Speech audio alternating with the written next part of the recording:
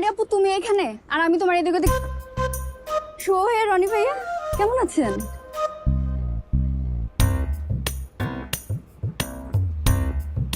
কিছু হয়েছে শশী আপু? কিচ্ছু হয় না, চল।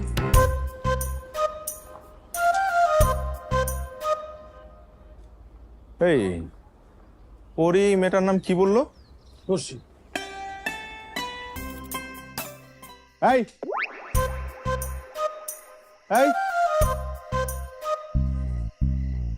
ওর সাথে সেলফি তুলছেন, অনুমতি নিয়েছেন? অনুমতি? হ্যাঁ।